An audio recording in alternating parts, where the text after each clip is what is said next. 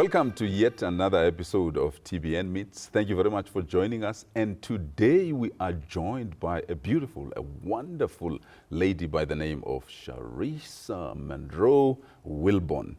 Charisa, thank you very much for joining us and welcome to TBN Meets. Thank you so much for having me. It's a pleasure. It's an honor. Wonderful. I'm surprised it's only been now. Yeah. I've been coming here for years. But thank you so much.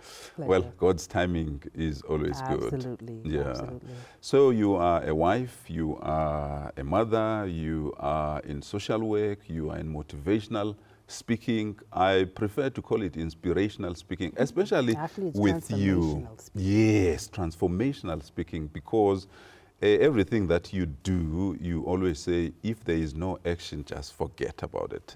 How do you balance your time when you have so much to do? I mean, you have traveled even now far away from your kids and some other stuff that you get busy with. Tell us a little bit about that. So I can take the next 25 minutes and talk about this because this is my jam. You use a word, and I love when people ask me this question because I get to educate and I get to transform and renew minds. I think one of the words that has been crippling our population around the world is how do I balance? Yeah. Work-life balance. Yeah. How do I balance life? How do I balance this? And I think it's crippling because it's one of those outcomes that we will never get to. We will never get to a true balance of, especially things that in life that are moving. Because to balance something, if you think about a scale, it has to stop and then you balance it. Wow. Imagine me stopping being a wife, stopping being a mother, stopping doing the purpose work that I do. I could never stop any of those. But the word that I prefer to use is alignment. Oh, wow. Alignment allows me or you to be multiple things at once, and it all work together. And so I like to use the analogy of an orchestra. You know, you have the piano and the bass and the horn and the drums and the violin and however many other instruments they have. And then you have a conductor conducting, but they're all in alignment. There's no how do you balance this group. Yeah. There's how do you align them so that the piano knows when to play and then when to hold off so that the drums can sound a little louder and the drums go soft so that the horn can sound a little louder and then the horn knows when to back away so that the voice of the humans, like that is all alignment. So there's this constant flow in me being a mother and a wife and a speaker and coming here, you know, knowing that my children are safe. I dealt with them a few hours ago, so they're good. So now I get to switch and flow into where I am. And my husband is sitting out there just 2 seconds away waiting and supporting me. Like all of that is alignment. Alignment. And it was then when I recognized that I will never be able to balance. I will never be able to achieve the true core result of balancing my life. But I make sure that everything that I do is in alignment. Alignment with, and not just alignment with anything. Alignment with my purpose, and then I make sure that my purpose is in alignment with God's will for my life. Yes. And when I have that alignment, then no matter what I'm doing, it's just a matter of saying, okay, so this is going to sound louder right now, so we just back off here. But there's no stopping to balance. Wow. I would be spinning wheels if I tried to balance being a wife. Let's just say wife and mother. Those two things on their own. So there was a timing that that my husband and I talked about. We won't have children right away because we want to focus on us and set some things up. Then we chose to have them at a certain time. So once we had them, then there was an alignment that occurred between them two, as opposed to saying, we need to not have them because we have to wait until we can stop being married so that we can now be mother and father. No. Wow. While they're there, we still have to find time for the two of us. And how do you do that? So that alignment allows us to be able to flow where sometimes we need to be heavy on the other. On one exactly and heavy on the other. Wow. Have you ever felt at any given point in time any pressure of being you know exactly where I'm going with this, of being a firstborn child of Dr. Miles Munroe? The firstborn child, not so much. Just a child, period. Yeah. It didn't matter if you're first, second, third. Just a child of Dr. Miles Munroe. There were pressures more so, though, from the outside. Because everyone have a certain expectation of me from I was young to right now. Yeah. Growing up, while they were very much alive, there were certain expectations that they would have for how I should dress and where I should be going as a teenager or not going, who my friends should be. There was always these eyes that were looking and watching. I remember I would go out as a teenager, and before I came home, my mother would have something to say. Oh, so-and-so called and said you were here. You. Or so-and-so called and said you were wearing my lipstick. Because, of course, I left home without lipstick. But then I was out with lipstick, came home without lipstick. However, she found out that I had lipstick on wherever I was. And so these things would, you know, and it was so annoying, but I understood. The pressure that I had, to be very honest, had nothing to do with the outside. It had everything to do with the expectations of my parents of me. I could care less what other people thought and think, even to this day. Yeah, wonderful. It is more so mom and dad are expecting me to be excellent. They're expecting me to excel in school. They're expecting me to be the child that doesn't embarrass them. They're expecting me to not be some of these other preachers' kids who you see have embarrassed the parents' name. And so those were the pressures that I dealt with internally. I never wanted to embarrass my parents. I never wanted to be the reason why their name was dragged through the ground. That would be something they do on their own. I didn't want it to be me. I wanted to, you know, when I'm in school, you know, in high school and elementary, even college, I wanted to know that their money wasn't being wasted. If there was a ranking, I need to make sure I was in the top 5. Like, those were pressures that I had because mom and dad had an investment. And I recognized the investment from young. And I knew that I couldn't waste their investment. And I always wanted to make mommy and daddy proud. So as a grown adult, as I stand here today, with them not being here, the pressure is I cannot embarrass the Munroe name. I cannot let the Munroe name be dragged to the ground, especially not in mom and dad's absence. And so the pressure is still very much there, but it has very little to do with those of the expectations from the outside. Others, absolutely. Wow. I've been watching the different stuff that you're doing. You're really doing so wonderfully and well. And I'm sure they are saying, well done, good and faithful child. You tell us a little bit about times that stand out for you pertaining to their parenthood, Mama Ruth and Dr. Miles. Times that stand out. You know, one of the things that my dad did so well was manage and maintain his relationships. And if I ever had a question of him that challenged, why are you doing something the way you're doing it? Why are you giving this person another chance? Why are you not firing this person? His response was always relationships. Relationship is more important. Relationship is more important. And so that is one thing that I carry with me now. When now I have my own company, my brother and I are working together with other tasks and accomplishments that we're trying to do. And so there are relationships that we're building. There are relationships that we have had since mom and dad, and so we're trying to maintain those. And now we're understanding and having to apply relationship is more important than the offense. Relationship is more important than ignorance. Relationship is more important than your feelings. So every day I have to say, okay, relationship is more important than what this person just did to me. Relationship is more important than how I may feel about. So even now, and Dad, I always looked at him as a mini Jesus in today's world. And you think about the relationships that Jesus had while he was here with sinners and non-sinners. My dad was the same.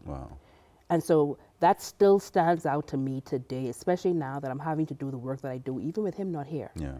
And maintaining relationships with those who believe the same thing I do, or those who don't, or the new relationships that I'm gaining, even with them not here. Having to remember that people are going to be people.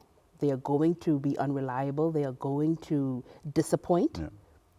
How do you measure their offense? Yeah. Maybe they were ignorant, they didn't know any better. Like, that was one of the things I asked my dad. Like, how in the world? I asked him, how do you still befriend people when they have lied They to have you, stabbed you cheated in the on? back. Yes. Mm.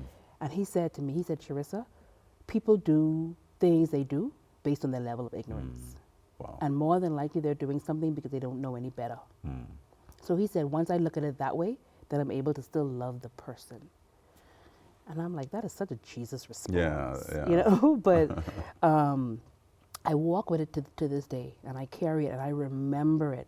It happens every single day. I have to remember the lessons I've learned from Mama and Dad. Wow. It's funny, yesterday we were in church, and the women were taking a group photo. And we were all going to stand on stage. And so I instantly wanted to sit on the step. So I sat down. And so the pastor's wife, who was a really, really good mentee of my mom, she said, no, don't sit there. I said, why? She said, what would mommy do? I said, don't look at the mom and me right now. Look at daddy. Wow. So I'm a mixture of both of my parents. So I said, you want to see mom? What dad would sit right on this chair. Exactly. And so it was my dad that I'm trying to get us. See dad right now. Don't want to see mom being so poised and she won't sit on the step. But my dad would grab this seat and he would get real comfortable. Wow. So there's, things like that. How did you meet your husband? This is one of those stories that I can't tell without him, because I have my side of the story, and then he has a whole different side. Let's hear your side. But interestingly enough, he and I met in Namibia. Oh, wow. We were on a trip, on a tour together. My brother and I do a tour every year in Africa. We bring people and we go to different countries, and he was a part of the tour. Wow. So that's where I met him. So you asked me where did I meet him? That's where I met him. Oh, so wow. the meeting just ended, that was just a meeting. That didn't materialize into, at that meeting I had bubbly eyes and he was making me know that's where I met him. Wow. Then from there, things happened that led to 5 years of marriage now. Wow. Wow. Yes. That's beautiful. Tell us a little bit about the cruise, the conference that is happening now in October in the U.S. Retreat. It's called Pave the Path Retreat. Yeah. Yes, I have a retreat coming up in October. I do a retreat every year, usually around October, but dates can change. But every year I do a retreat for women. And it's a very small, intimate retreat, intentionally, for women who are in leadership. And I'm not talking about leadership from a title perspective. Yeah. I'm talking about women who are walking in their purpose, who are walking in their gifts, Wow. who wear their capes every day to care for, to better people and their community. Yeah. It's for those people. But it's for those women who have also lost themselves while doing that. Wow. They have lost their true identity. They have lost they are serving from empty cups, or they're serving from cups that are no longer filled, and there's no way they've been filling it. Wow. It's for women who are still trying to find their identity in what they do, because they don't recognize that I can still be who I am and still fulfill God's purpose for my life. And so I do this retreat to help women get to a place where they can laugh again. Wow. Where they can have alignment and not try to balance. To balance stuff. Where they can still be a mother, where they can still be a wife, but still be the leader that God created them to be. Those two things are not separate. Those two things can those three things can happen all at once. And women, society have women believe that you can't be all, or you can't have it all, you can't be both. It's either you're going to be a wife and a mother, or you're going to be a CEO. Well, who said I can't do all? Yeah. Wow. And who said I can't do all well? And so it's for women to just come together with other women, for us to encourage, for me to provide a safe space for women to deal with some of the things that are stopping them. So or that are prohibiting them from being who they are, like shame, guilt, depression, anxiety, PTSD, imposter syndrome, all of these things that are holding women back, and across the world. One of the things that I tell women is, if you can't name it, you can't heal it. Or if you can't name it, you can't change it.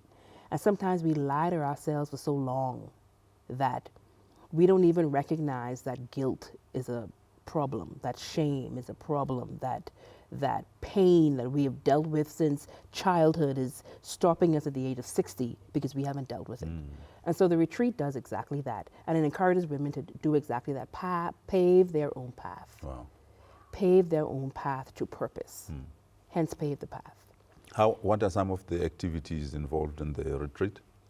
So we do a lot of inner work, a lot of understanding what are your limiting beliefs, and then what is a belief that we can replace that with that's more empowered. So I take them through this thought of, what is it that you believe that's not getting you the result that you want? And so their result is, I may want to be a millionaire, but then according to them, they believe I will never have a bank account with more than $500. And that stems back from, because I came from a poor family. But their desire is, I want to be a millionaire. But we have to work on mentality. We have to work on imposter syndrome. We have to work on, let's get you out of your childhood, and let's get to a place where you're taking responsibility for your own actions. What are you doing that can lead to a millionaire mindset? So I literally go through and we work through, and it's a 6-day, 5-day, 6-day retreat where I take women for hours in a day through a process, and everything that we do is thought out. And by the end of it, like my guarantee or my promise, if you will, for the retreat is that every woman will return home unrecognizable. Wow. Unrecognizable to yourself and unrecognizable to others. And so this year we just happen to be doing a cruise because I also want to incorporate fun and relaxation. So we're going on a 6-day cruise from Los Angeles to Mexico. And Mexico. Yes, Mexico. And few days will be retreat, few days will just be fun and relaxation together. It's really exciting, and I do one every year. So next year won't be a cruise, but next year will be just as good, just as impactful. I only always take a small group of women because I want to be able to know their stories. I want to be able to help and support them for who they are. I want to be able to call them by name the entire time we're there. I may not be able to do that with a room full of 100 women or even 50 women. But you give me a small group of women and I can call them by name, because nothing sounds better than someone calling your name. And calling your name because that's who you are. Whether that's calling your name Charisa or whether that's calling your name champion. You are a believer, you are amazing. Like calling your name, not calling your name these other names that someone may have called you stupid or you never amount to anything or, you know, like all of those are names. What are we going to answer to? What are we answering to? Now, is there a time where you found yourself in a place like where the women that you want to speak to may find themselves, and can it be the reason why this retreat came about? What inspired it? Very reason why this retreat came about. Because I was exactly in the places where I'm pulling women from. When my parents passed, it was really dark for me. Sure, I can imagine. When both of my parents passed at the same time, leaving me here by myself, to myself. When we as a group, we as a four, my mom, my dad, myself, my brother, we had goals, we had dreams, we had purpose.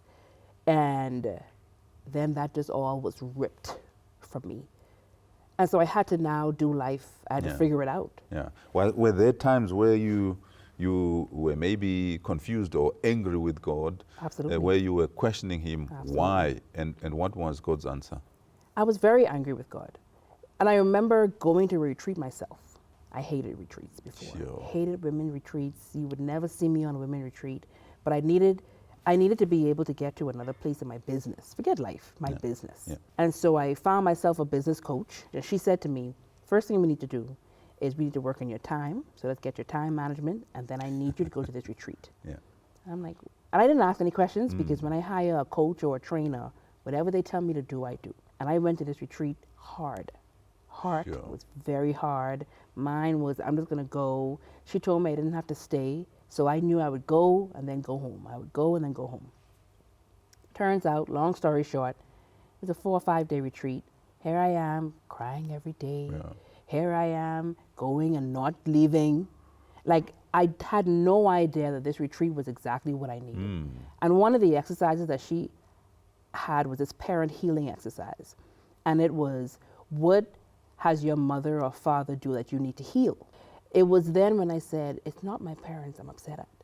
It's God that I'm angry with. And it was then when I recognized it is God that I am angry with for taking them away from me, for not preparing me, for making me feel like now I'm alone. Sure. But God had to remind me in many different ways that, but I've been with you all this time. Wow. He reminded me that you had put too much trust in your father and your mother. And I need you to now turn all of that trust to me. And so I've been... Was it easy to do that? It wasn't easy. It wasn't easy. It's even to this day, Yeah. it's still a transformational process that I'm going through. But that retreat changed my entire life, therefore changed the trajectory of my life and where I was going. I walked away not being angry with God anymore, but I can talk about it now. I walked away knowing that if I can trust him, because people come and go. Yeah, true. You know, there will be disappointments. My husband, imagine if I put all my trust in him. Today or tomorrow, he can be gone. Yeah. And then I'll really be in a dump. Yeah. But God was like, I've always been with you. Wow. And I left that retreat and I said, and it was one of those very retreats that's very expensive. And I said, if I can create a space or a container for women to experience what I experienced so that they can feel free, so that they can feel alive again. For me, it was feeling alive again. Wow. So imagine, and I'm doing the work like no one would have known. Nothing in my life stopped on the outside. Yeah. So I can only tell you what happened what's behind, like I'm bringing you behind the curtain to see what was going on in my heart and in my mind and what I was dealing with. And which is also why for 7 years after my parents passed, I couldn't go home. I couldn't go to the home where I was raised. Yes. Because I thought to myself, if I walked in there, I won't be able to keep myself up. I won't be able to come out. I won't be able to, if I start to cry, I just knew that I would just be in a hole where I couldn't get myself out of. So I never went. This retreat, after this retreat, I became more clear. I became more free. I became more alive. I just became. Wow. And months later, I took my husband, took my aunt, took my cousin, and we went to the house. Wow. Beautiful. And it was the one thing that I needed to do in order to cross over to the up levels of everything else of my life. It was like closure, it brought closure. And I went there and I cried, but I didn't stay there. Yeah. I cried and I laughed when I was home. Beautiful. I had my husband there, and I had support. Beautiful. But I did not get stuck in pain. It was beautiful. And I would have, but it would have been one of those things where I would have never known because I would have never gone. Yeah. But I was very, very afraid. Wow. And so it's my desire to help women who are in that same spot where they are afraid to make a step. They are afraid to deal with the dark in order to get to the light. Yeah. Women who feel stuck. Women who don't think they can do bigger and better things. Women who are just at a place where if I do something, they're almost giving up. They're almost giving up, exactly. Yeah. I remember when my parents passed, I remember saying to myself, I don't want to live anymore. There's no need for me to live. There is no need for me to live anymore if they're not here. Yeah. I said that to myself. And then instantly God reminded me, Charisa, if you are still breathing, there is still work left. There's purpose for you to do. Yeah. Wow. AKA purpose. Yeah. And I carry that. That's part of my message even right now. If there's still work left for you to do, there's still purpose. And so this retreat allows me to bring women through what I've went through in order to come out to where now we can, like I have women who They were so stuck and so closed and so hard that after the retreat, they're writing books. Wow. I'm telling you, there's two of them That's right beautiful. now. They want me to write the foreword. They're writing a whole book about me. But they're writing a book about me because they just can't find another way to express how alive they feel, how open they feel, how clear they feel, and how confident they feel. And that is normally the results. So day one, I have them say, what is it that you are hoping for? And we write a list: confidence, clarity, freedom, happiness, joy, peace, all these things. By the last day, I then ask them, what have you gotten from this retreat? And sure enough, the last day list matches the first day list. Wow. Thank you very much for your obedience and carrying on doing what God has purposed you to do. You visit South Africa and Africa a lot. What would you say? Well, So not excited. a lot. I get so excited when people talk about Africa. What would be? What would you say is your wish, your heart for Africa? So I love the entire continent of Africa. So let me say this live. It is my desire for, first of all, I have such a big vision for Africa itself, for the people of all the different African countries, for them to discover their purpose, for them to see a light at the end of the tunnel, for them to discover what their identity is, their potential. Like, I have a vision to continue the work that my dad started in Africa, that the step that I'm making towards that vision, in a couple of years, when my husband retires, we're relocating. To we're Africa. moving to. We're changing addresses to Africa. Wow. We will be based in South Africa, but it allows me to take Africa by storm. Wow. Beautiful. And change Africa from the inside of Africa, as opposed to trying to influence Africa from the From outside. outside. I want to take away all the excuses for the African people, for the African culture, for the African government, for the leadership, and say, I'm here. Use me. And I'm so looking forward, my husband and I as well, because he also has a nonprofit, Men of Purpose Journey to Self-Discovery. And it's an organization that mentors boys. And he has a chapter in Burundi, hence why we were in Burundi. Wow. All right. And so there's a lot of work that he even wants to do. But we have just this vision for a better, and I'm talking about Africa as a continent, because like there's no country that's exempt from the vision that I have for the betterment of Africa. And I'm just one person that God is going to use. I'm just one person that God is going to allow to be his ambassador to the countries of Africa. Wow. To truly bring it back to his heart, Amen. to his will. Thank you so much You're for most joining welcome. us. Thank you. This has been TBN Meets, and it was such a wonderful time to spend with Charisa Munroe Wilborn. Until we meet next time, adios.